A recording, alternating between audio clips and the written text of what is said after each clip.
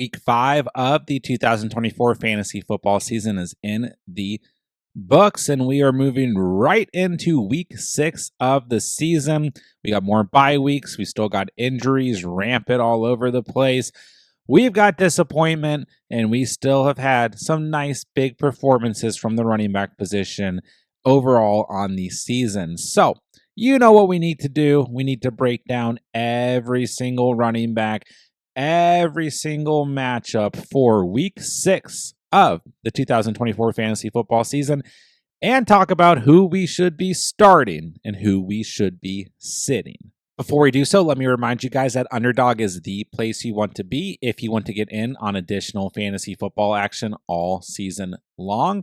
Their week 6 NFL pick'ems are already going live, and Underdog is giving all new users who sign up with promo code THECATCH a free Brock Purdy over half of a total yard pick'em to use towards Thursday night's action. And don't worry, if you watch this video later in the week, you're still going to get a free pick'em to use towards Sunday's action when you sign up with promo code THECATCH. And on top of that, all new users who sign up with promo code THECATCH are also going to receive a 50% deposit match up to $1,000 on Underdog. So that's a free pick'em for the week, plus up to $1,000 in bonus cash on Underdog when you sign up with promo code THECATCH. That link is down below. Very quickly, here are your NFL bye weeks for week 6 of the season. We are going to be without the Chiefs and their carousel of running backs. We're going to be without the Rams and Kyron Williams. We're going to be without the Dolphins and whatever they have left at running back.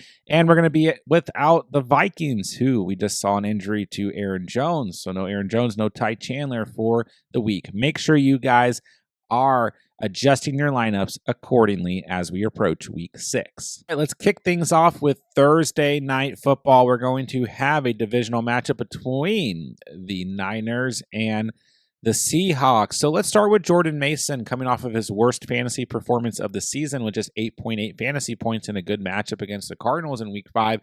89 yards on the ground, 1 grab for 9 receiving yards. He's still the RB5 in fantasy football. Had a lost fumble in this matchup as well. I should mention that, if that didn't happen, he still would have had at least 10 fantasy points in this matchup. So listen, this ended up being the type of game script that the Niners consistently needed to throw the football. Didn't benefit Jordan Mason. I don't think I need to break this down too much. The Seahawks in the past 2 weeks have struggled heavily against the running back position, dealing with injuries up front on the defensive line. No reason to panic about Jordan Mason. He should be an automatic must start going into the week. We did see some involvement out of Isaac Arando in week 5. 5 touches, 22 yards, 4.4 yards per carry. But it's 2.2 fantasy points. He's just a handcuff right now, nothing more. Now, I guess it's worth mentioning that the speculation of Christian McCaffrey is in the air, but the reports are still indicating that he's not going to be ready to go in week 6, if he is ready to go anytime soon. So if you're out there thinking about Christian McCaffrey being part of the equation this week, he's not. Okay, moving along. We got the Seattle Seahawks running backs. Kenneth Walker, 14.6 fantasy points in week 5. 19 yards on the ground, though. 3.8 yards per carry and just 5 rushing attempts. He did fortunately add 7 receptions off of 8 targets for 57 receiving yards. And if he hadn't done that, it would have been one of the biggest busts of the entire week after he had 3 touchdowns in week 4. So listen, I'm not going to panic on Walker. This matchup against the Niners doesn't scare me. It is a short week here, which I never like, but Walker is still a solid start going into the week. And I think Zach Charbonnet is still in the flex area. I understand that week 5 was his worst performance on the season yet, but I still think he's flexible. He's involved enough in this offense, and he can always, end up vulturing a touchdown or getting enough receiving work that he at least brings you a floor. So on a week where we're dealing with bye weeks and continued injuries all over the place, I'm just going to go ahead and leave Charbonnet as a flex moving into week 6. Let's move along to Sunday's early game overseas matchup between the Jags and the Bears. So let's start with the Jaguars, where I'm going to come in a little harsh here. I'm going to say Tank Bigsby is a start Now, the Bears defense hasn't been that bad. Sometimes these overseas games, we see defense kind of go out the window. Sometimes we don't, like we just saw between the Jets and the Vikings. But Bigsby just looked so good with the ball in his hands in week 5 against the Colts, though, a team that ranks bottom 5 against all offensive positions on the season. So maybe a little bit hesitant here. I still think Bigsby could be kind of viewed as the handcuff to ETN here, but let's just break it down. 13 touches to Bigsby, 101 rushing yards, 7.7 yards per carry, 2 touchdowns, and added a 28-yard reception, where ETN had 6 touches, far less than Bigsby, 17 yards on the ground, far less than Bigsby, 2.83 yards per carry. He did, however, have 7 targets, 6 receptions for 43 receiving yards, which kept his fantasy day alive at 12 total fantasy points. So I don't know what we're going to get here. I think a lot of people are gravitating towards Tank Bigsby for good reason, but this is still going to be a split backfield, a backfield by committee. So we want to kind of proceed with caution, but if I had to absolutely choose one to start right now, it's Tank Bigsby. I still think ETN is startable and maybe should be in more of like an you can start him if you need him category. But I'm going to come in a little bit harsh and say, let's just start Tank Bigsby and forget about ETN. I mean, we'll see what happens, but ETN could end up still being an okay start. It's just the ceiling isn't really there with ETN, and now we're seeing the ceiling emerge with Tank Bigsby. In interesting fashion, Tank Bigsby is the RB29 on the season.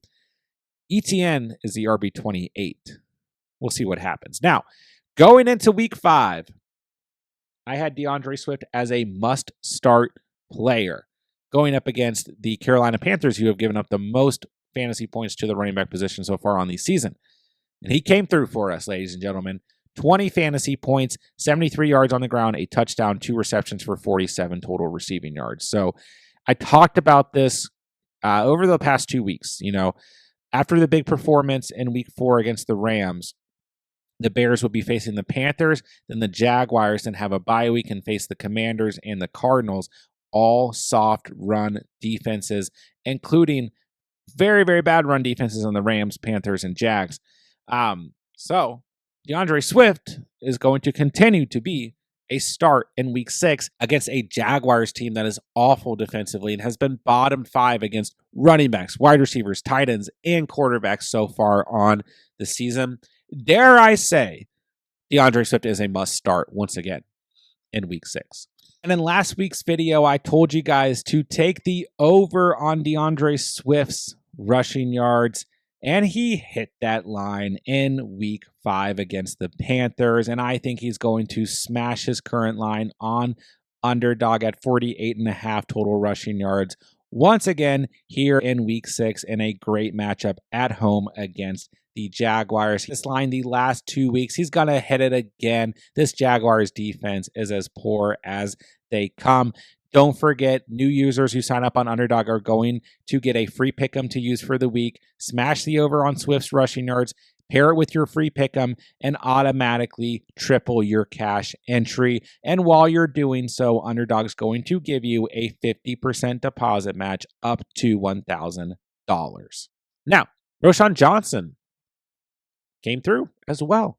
14.5 fantasy points in week 5 against the Panthers. 10 touches, 25 yards on the ground, 2 touchdowns. So we have seen Roschon Johnson get some goal line work. He had the touchdown in week 4, had a solid fantasy day in week 3 against the Colts. So, I think Roschon Johnson is kind of in that flex category, but you kind of got to proceed with caution. The volume's still pretty low here, but he did have a nice 10 touches this past week. So I still think he's going to be plenty involved. This Jags defense is that bad that we can start DeAndre Swift and we can still flex Roschon Johnson and probably get similar production to what we saw last week. So see what happens. 2 interesting backfields here. Find out in week 6. Moving along to Sunday's afternoon games, we're going to have the Buccaneers traveling to face the Saints. So, everyone and their mother was telling me going into week 5 that Bucky Irving was the running back to start and that he had to bench Rachaad White. And my viewpoint was like, I don't really know if that's true. I think they're both just kind of in that if you need someone you can start them, but don't expect a whole lot, because when you look at week 4, 10 touches, 49 yards on the ground for both of these running backs, 3 or less targets for both of them. True split backfield going into week 5. And Rachaad White, guess what? Had the better fantasy day in week 5, 9.6 fantasy points, 72 yards on the ground, 7.2 yards per carry, his best efficiency day of the season. Bucky Irving, 4.89 yards per carry, certainly still not bad, but had the lost fumble towards the end of the game, right? So 5.6 fantasy points. Even if he didn't have the fumble, still less fantasy points than Rachaad White. But the point being is that I don't really want to start Rachaad White or Bucky Irving unless I'm forced to, because this is still a true split backfield. 9 touches to Irving in week 5, 10 to White in week 5. So they're really just in that I don't have anything better, I'm desperate, I got to start one of these two guys category, and it's not a great matchup against the Saints. So as a reminder, I have to record these early on Monday, so Monday Night Football has not been played yet. The Saints overall in the season have been good against the run. We'll see what happens. It's still not a great matchup in my eyes, and White, Irving are just kind of only if you're desperate. Now, yeah, Monday Night Football hasn't been played, but regardless of what Alvin Kamara does, as long as he's healthy, he's a must start on a week in, week out basis. We'll see what happens in Monday Night Football. I don't really care. I'm still starting him as long as he's healthy in week 6. And Jamal Williams is nothing but a handcuff. So, Bucs Saints, first game of Sunday's afternoon. We'll see what happens. Moving along, we have the Washington Commanders, who will travel to face the Baltimore Ravens. This will certainly be an interesting matchup overall. So let's start with the Commanders. Brian Robinson Jr., a guy that I was telling you for weeks to try and buy low, and I just don't think you can anymore. I mean, I know week 5 was not the best overall day coming off the knee injury, but he still had 2 touchdowns and 13.8 fantasy points. This offense, as good as the passing game looks and as good as Jaden Daniels has looked, they still want to run the football first and foremost. So Robinson, just 7 touches, 2 of them were touchdowns. He's just a weekly starter. The Ravens defense as a whole in the season has been pretty good against the run, but last week this Ravens defense looked like they were playing, in a peewee league. They just didn't show up at all, and neither did the Bengals defense for that matter. But Brian Robinson Jr. is just a weekly start, and I'm just going to leave it at that. But the interesting thing is we now have 2 weeks in a row where we've seen double-digit fantasy points out of at least 2 Washington Commanders running backs. But in week 3, we actually saw double-digit fantasy points out of every Washington Commanders running back. Eckler, 11.7 fantasy points, 67 yards on the ground, 2 receptions for 30 receiving yards. McNichols, 10.4 fantasy points, 7 touches, 44 yards on the ground, a touchdown. I don't know that I'm ready to trust McNichols as a start, but if he has one more week where he's given us the production, he might move into the flex category. I was worried about him going into week 5 because Eckler missed week 4 and he got some garbage time points against the Cardinals, but he's also looked really good with the touches that he's gotten. He's scored at least 1 touchdown in the last 2 games. He's still a sit for now, but he's worth rostering for sure. Eckler is that guy you can just throw in when he's healthy in the flex. He's gotten you 10 or more fantasy points every game so far on the season. So not a high ceiling for Eckler, but in what should be a high-scoring matchup, he's certainly in the flex category. Moving along to the Ravens, Derrick Henry is the RB1 on the season. Don't care who he's playing. Don't care if they're on the road. Don't care about anything. If he's healthy, we are starting him. This was my guy in the offseason, him and Saquon Barkley and Isaiah Pacheco. But, listen, Henry's just going to be a beast. He's had a touchdown in every game this season.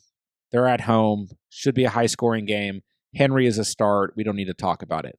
Justice Hill, still a very volatile option. You can start him. He needs that high volume in the passing game to have a good fantasy day. I thought he would be more involved in week 5, and my thesis was we should get a good game script against the Bengals, and we did get a good game script where the Ravens needed to throw the football, but then Justice Hill only had 2 targets. So 6 targets in week 4 and a touchdown, 21.6 fantasy points. 8 targets, 6 receptions in week 1, 11.5 fantasy points. Every other game this season, he's had 2 targets, and every other game this season, he's had 7.4 or less fantasy points. So he's very risky. He does provide something, but only if you're desperate as we approach week 6. Next up, we have the Cardinals traveling to face the Packers. James Conner, top 10 fantasy football running back right now, just continues to be a start. Not worried about this matchup against the Packers. I'm expecting some points in this game. Conner, 86 yards on the ground last week, 14 receiving yards, 100 yards in total. Double digits every game this year except for week 3 against the Lions run defense. So he's just a start. We don't need to break it down too much. And really this whole matchup, we don't need to break down too much. Trey Benson didn't do anything in week 5. Amari DeMarcado didn't do anything in week 5. And DJ Dallas did not do anything in week 5. It is James Conner's backfield. He's a good start this week. We can move along to the Green Bay Packers. Josh Jacobs, a guy that I liked as a buy low option going into week 5, saw his best fantasy performance so far on the season, mainly because he finally scored a touchdown, but he also had 73 yards on the ground and a 21-yard catch. So 16.4 fantasy points. He does have double digits in 4 out of 5 games so far on the season. He's a solid start against the Cardinals run defense, who was better in week 5, but still has been very poor on the season. And Jacobs just remains a solid start as a top 20 running back. Emmanuel Wilson has been a guy that I actually encourage you guys to pick up before week 3, but that was as a handcuff. You know, the involvement we saw in week 3 is not going to be sustained, although it was good. He's nothing more than a handcuff. He is a good handcuff. I think if Jacobs goes down, he'll be the guy, but we're not going to start him anytime soon, and certainly not starting him in week 6. So we got 2 studs here, Conner and Jacobs. Start them. Everyone else, we are sitting in this matchup. Moving along, we'll have a divisional matchup between the Colts and the Titans. So this one is going to be a little bit contingent to start with Jonathan Taylor's health. My guess is that he's not going to be good to go in week 6. Like this, everything around this ankle injury has been kind of weird. Like some people are like, he's going to be ready in a week or 2. Some people are like, he might be out 6 weeks. So, it's a mild high ankle sprain. I'm going to guess he's not going to be ready to go in week 6, but maybe my guess is wrong. Now, the Titans' run defense has been pretty poor overall on the season. They're a little bit better in week 4 against the Dolphins, but still not great. And also the Dolphins, I don't know if we can count them right now. So it's a good matchup on the season here in week 6 for the Colts running backs, whoever it is. Let's talk about Trey Sermon, who came in and filled in nicely for Jonathan Taylor. 18.3 fantasy points, 10 rushing attempts, 38 yards on the ground, a touchdown, 6 targets, 6 receptions, 25 receiving yards. So even without the touchdown, still a solid enough fantasy day. Touchdown was certainly nice to see. This team will also face Miami in week 7. So if Sermon continues to be the starter, in the absence of Jonathan Taylor, I think he's a solid start for now. We saw some involvement out of Tyler Goodson, 5 touches, 26 yards on the ground, 3 targets, 3 receptions, 31 receiving yards, but not enough there. Maybe it is a committee. We saw nothing out of Evan Hool, but Trey Sermon's the lead in this committee for now. He's a solid start if he gets the start going into week 6. On the other hand, the Titans did not play in week 5. They're on their bye week, but Tony Pollard has been pretty solid throughout the entire season. 15 or more fantasy points in 3 out of 4 games so far. I think he's a great start against this awful Colts defense. In the last 2 games, however, Tajay Spears has had 10 or more fantasy points, has found a way to be fantasy relevant after not being fantasy relevant in the first 2 games of the season. So once again, against the Colts defense, I think Tajay Spears is definitely flexible. Don't expect a super high ceiling. I mean, he had 15 touches and a touchdown in week 4 and only walked away with 11.9 fantasy points. But he's definitely still startable because the Colts are that bad. So I do like the running backs involved in this matchup. We'll see what happens with Jonathan Taylor's health as the week continues to progress. Next up, we'll have the Texans traveling to face the Patriots. This is kind of a weird one to break down. We don't know the health of Joe Mixon at the time I'm recording this. We don't know what his status is going to be for week 6, but he has missed weeks 3, 4, and 5 now at this point since suffering that ankle injury in week 2 Sunday night's matchup against the Bears. So obviously, if Mixon starts, he's a starter in your fantasy lineup. This could be the week that he's ready to go. We will find out. Now, In the absence of Joe Mixon, we've got some pretty lackluster performances out of Cam Akers, but he did score a touchdown against Buffalo in Week 5. Very, very soft run defense, and had 12.7 fantasy points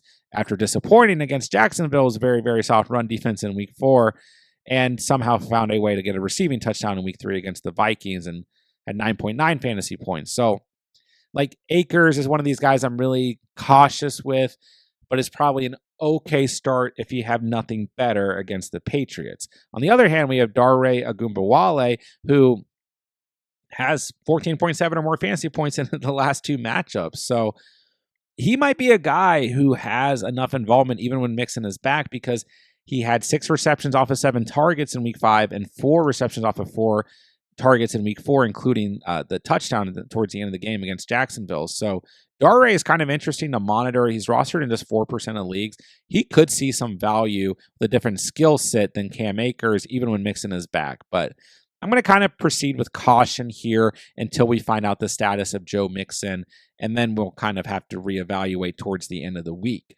On the other hand, Ramondre Stevenson was benched in Week 5 against Miami. This caused a stir of panic across the fantasy community and a stir of excitement for Antonio Gibson as the Patriots face one of the worst run defenses in the league in the Miami Dolphins at home. Stevenson basically didn't play the first series, then in the fourth quarter, didn't see a lot of action when this team was trying to, score a touchdown and win the game. Other than that, he basically got all the volume. It's just you got to be really cautious with some of this stuff.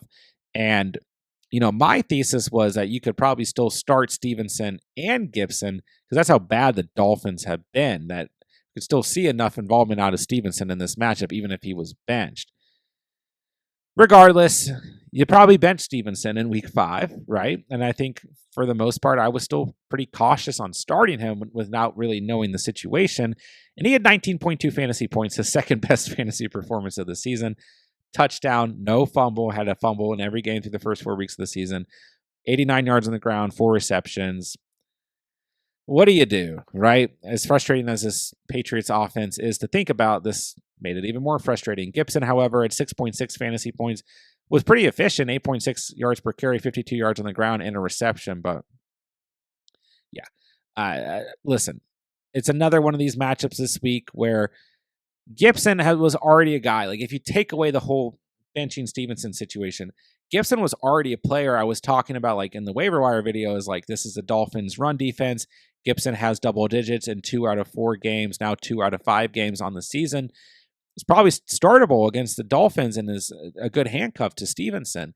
So, once again, in this week, if you're desperate, Gibson might be a guy, and Stevenson's kind of in that category. He's probably closer to a start. He's probably going to be back to being the running back who gets the most volume here. But for now, I kind of don't like this situation. So they're kind of in the category, but they're going to face the Texans and the Jaguars in the next 2 weeks, and Stevenson will probably remain, a reliable enough fantasy starter. So if you own him, he's a top 20 back. I'd probably still start Stevenson, but I don't know. I think I'm just frustrated with what we got out of Week 5 in these guys. So they get the category as we approach Week 6. Next up, we have the Browns traveling to face the Eagles, and this one could end up being kind of gross, but let's start with the Browns. Jerome Ford has really seen his fantasy value start to kind of just go down, it feels like, but it's also been okay. He gets moved down to the start him if you need him category, because I just don't know if I trust this offense behind Deshaun Watson right now. Ford's been a guy that I've liked the majority of the season. And he's 7.9 fantasy points, our second worst mark on the season in Week 5 against the Commanders, but he was still good, 5.2 yards per carry. It's just, I just want to stay away from this Browns offense if I can. Donta Foreman also had 9 touches and was pretty efficient, 4.89 yards per carry in Week 5. So I just, only if you need to start Ford. It's not even that bad of a matchup against the Eagles, who are better against the run than they are against the pass. But right now, I'm looking at this Browns offense. I'm not feeling super great. So Ford is a startable player for sure, but I'm not going to go out of my way to start him this week. On the other hand, Saquon Barkley is a start no matter what on a week in, week out basis. The Eagles on bye week in week 5, obviously. Doesn't matter. Barkley, at the time of recording this, is still the RB3 in fantasy football. So Barkley is a start. Kenneth Gainwell, Will Shipley, anyone else here, we're not even thinking about. They're just handcuffs. Barkley, a good start. Worried about the Browns this week, but Ford is still startable here in week 6. Next up, we have a divisional matchup between the Chargers and the Broncos. The Chargers obviously on bye week in week 5, so we saw no J.K. Dobbins, who's still a top 20 fantasy football running back, and I like him this week against the Broncos. This defense for the Broncos, definitely nothing to sneeze at, but they are softer against the run than they are against the pass. It's a home game for the Broncos, a road game for the Chargers, but Dobbins, who we expected bad weeks out of against Pittsburgh and Kansas City in weeks 3 and 4, was great the first 2 weeks of the season against 2 very bad run defenses in the Raiders and the Panthers. But I like Dobbins this week. We got bye weeks. We got injuries. If you own Dobbins, I think he's a good start. Maybe nothing crazy, but a good start. Gus Bus, on the other hand, has been awful, an extreme disappointment for those of you searching for value late in drafts, the running back position. The guy we should have been searching for all along was J.K. Dobbins, not the Gus Bus. Okay, Javonte Williams was a player I talked about in week 5, sneaky starts, and he turned out to be a pretty solid start. 16.1 fantasy points, 61 yards on the ground, 5 receptions for 50 receiving yards. This Broncos offense looked okay against the Raiders. It was the Raiders. And week 5. And they're at home this week against the Chargers. This is a great defense coming off of a bye week. So a little bit more hesitant this week with the Broncos, but I still think Javonte Williams is definitely startable. Him and Cortland Sutton, probably the only startable players on this offense for me. So if you own Javonte, he gets the category. If it was a better matchup, like they're going to see in week 8 against the Panthers, then I'd probably call him a start. But for now, only if you need to. Expected a good week out of him in week 5. Might not be as good in week 6. Now, Jaleel McLaughlin had his best fantasy day of the season against the Raiders in week 5. Had a receiving touchdown and 22 yards on the ground. But that's kind of the problem. Like, you take away the receiving touchdown, then it's just another completely lackluster fantasy day for him where he does not hit double digits. So not ready to trust Jaleel McLaughlin just because he had the touchdown, especially against the Chargers here in week 6. So maybe you could roster him, but I for the most part, I'm still staying away from any Broncos running back that isn't Javonte Williams, and I'm only starting Javonte Williams with confidence against poor run defenses. So should be an interesting matchup. We'll see what happens in week 6. Next up, we have the Steelers traveling to face the Raiders, and I expected a big week. I expected finally a big week out of Najee Harris against the Cowboys, who've been very soft against the run without Micah Parsons and without DeMarcus Lawrence. And what did Najee do? He gave us a whopping 9.7 fantasy points. I mean, seriously, what are we going to do with Najee Harris? I'm going to call him a start. He might get moved down, like similar to Javonte Williams. He should probably be more in the category. He somehow was the leading receiver for the Steelers this past week. So I will say I'm a little worried about the Steelers offense. There's reports that Justin Fields might get benched this week and Russell Wilson might start. We'll see. We had Aaron Shamplin, rookie, or no, he's not a rookie. He's had 2 years in the league. As the RB2 behind Najee with 4 touches and 1.4 fantasy points. We saw Jonathan Ward get 2 touches for 9 yards and 0.9 fantasy points because Cordero Patty and Cheese had an ankle issue and did not play in week 5. And Jalen Warren is still dealing with a knee issue, did not play in week 5.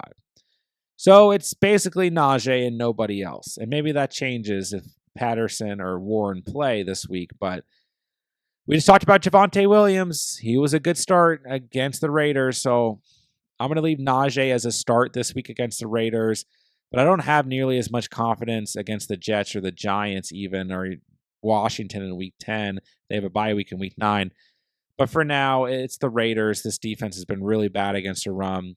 He's startable, but only if you need to.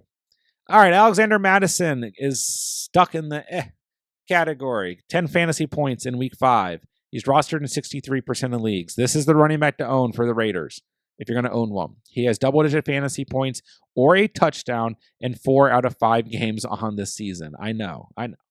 Amir Abdullah saw 5 touches last week and found a way to score a touchdown as well, which was interesting, 14.1 fantasy points. So am I going to look at Amir Abdullah right now?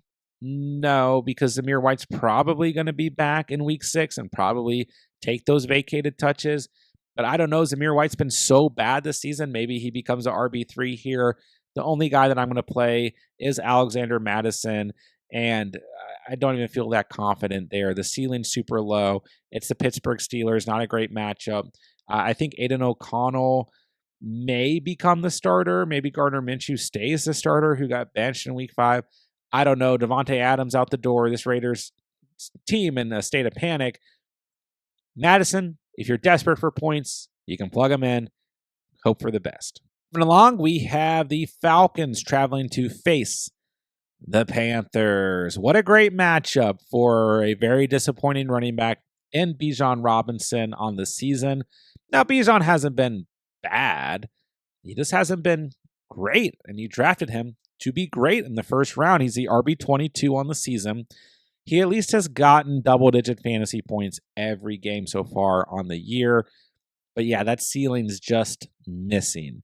And just 1 touchdown on the season. So, yeah, you still start Bijan Robinson against the Panthers. This is the worst run defense in the NFL. So, Bijan is a must-start this week. And I'm expecting a touchdown out of Bijan now. Bijan has like 10 fantasy points, 12 fantasy points this week. I don't know if we panic, because like I said, he still has hit double digits every week, but the way he's been used so far on the season, it would definitely be concerning if we get another low ceiling out of Bijan this week. Tyler Algier has had 6 or more touches in every game except for week 1 on the season, and got a bit more involved this past week. I think he's startable if you need points, if you're desperate, sitting at 39% rostered because of how bad the Panthers' run defense is. But I'm still not really ready to start Tyler Algier overall. And if it was against just about any other team, I probably wouldn't call him, even a startable player if you're desperate. But for now, because it's the Panthers' run defense, they gave up 2 touchdowns to Roshan Johnson and a touchdown to DeAndre Swift last week. It's a good enough matchup for the Falcons running backs. Chuba Hubbard's been a bright spot in the Panthers offense all season long, except for week 1 against the Saints. 11.6 or more fantasy points every week. And for as bad as the Panthers offense was last week, he was the bright spot once again. 17.5 fantasy points, touchdown, 97 yards on the ground, and 4 grabs. So Chuba's the RB10 right now in fantasy football. I'm not going to bench him anytime soon. He's a solid start.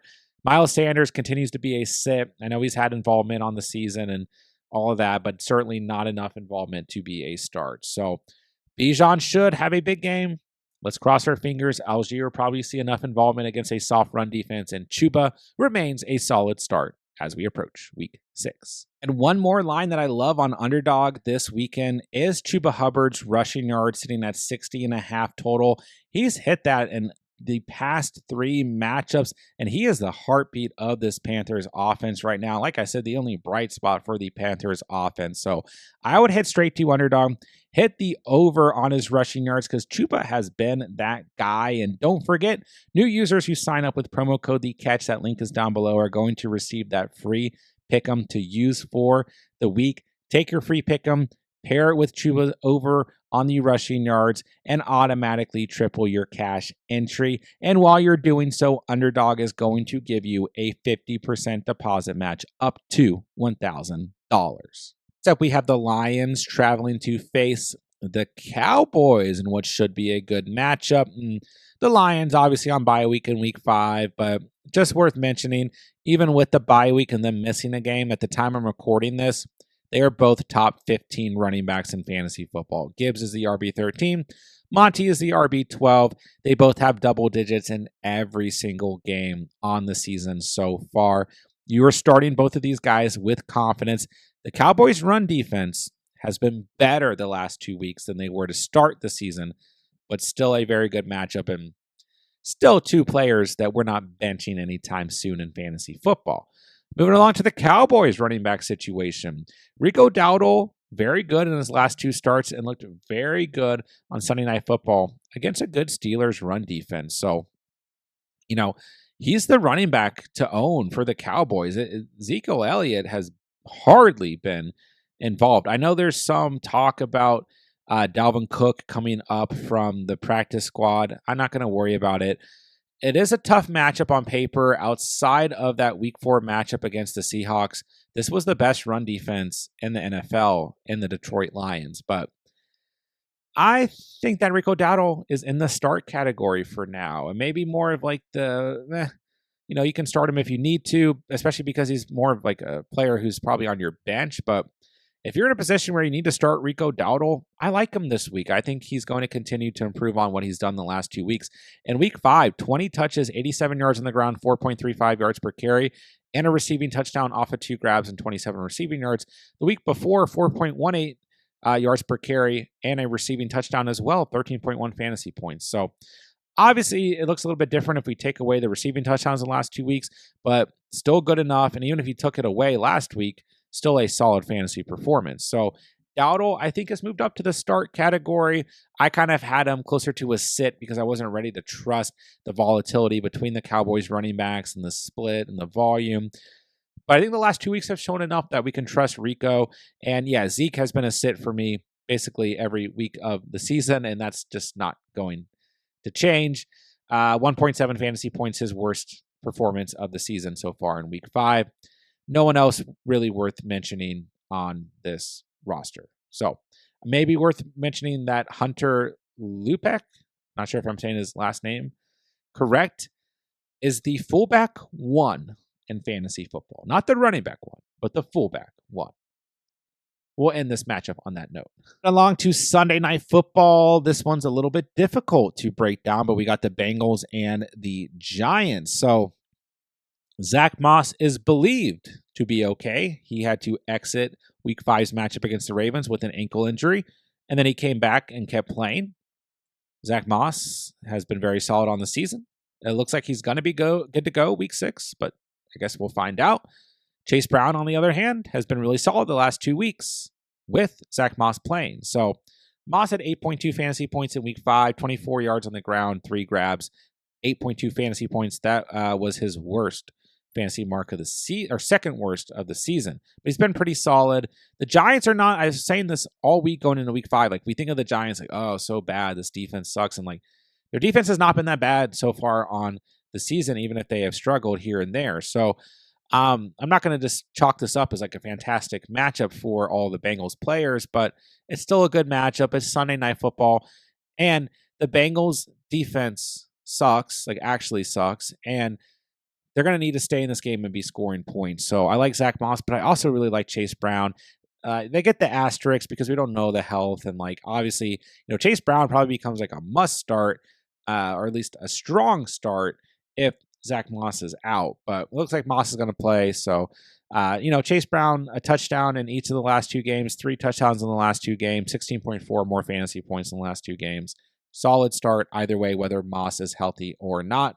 But obviously, he gets a boost if Moss does not play.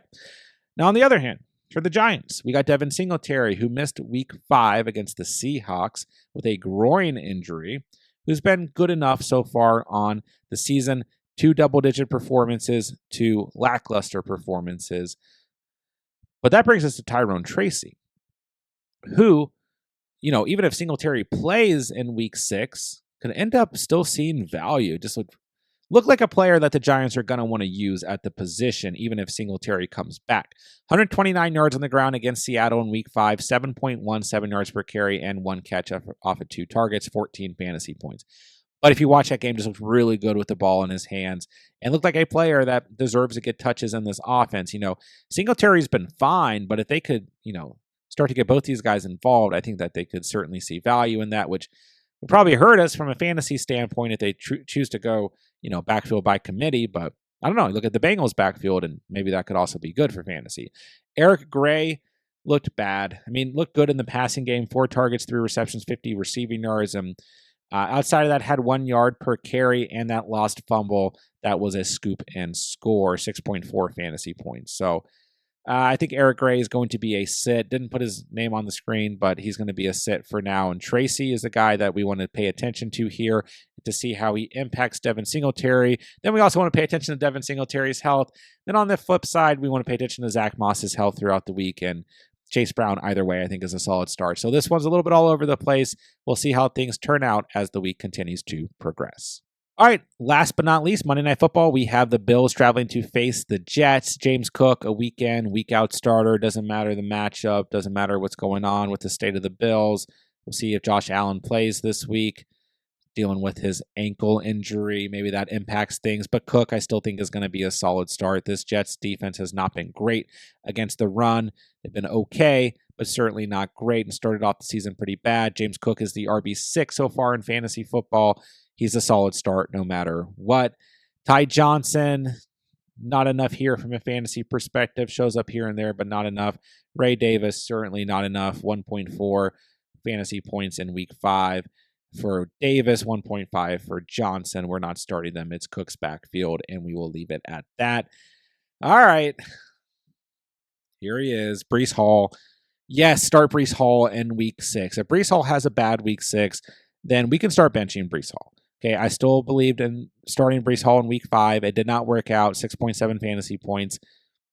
Something's a little bit off with this Jets offense. Aaron Rodgers might be a little bit banged up. He's expected to be good to go, but dealing with an ankle injury. A little bit banged up. We'll see what happens here. Braylon Allen is still lurking around, 5 touches, 1 reception off of 2 targets. But honestly, neither of these guys are great, and the game script didn't benefit them, and Minnesota's defense just looked better than the Jets' offense. So with all that being said, the Bills' run defense is awful. Literally a bottom 5 unit against running back position in fantasy football. Awful, awful, awful. Just gave up good fantasy days to Cam Akers and Dare Gumbale. We just saw both of the Texans' backup running backs have double-digit fantasy performances against them in week 5. So I think Breece Hall is a strong start this week. Don't lose the faith. He should have one of his best, or maybe not one of his best, but a solid fantasy day in week 6 against the Bills at home. This run defense has been awful on the season.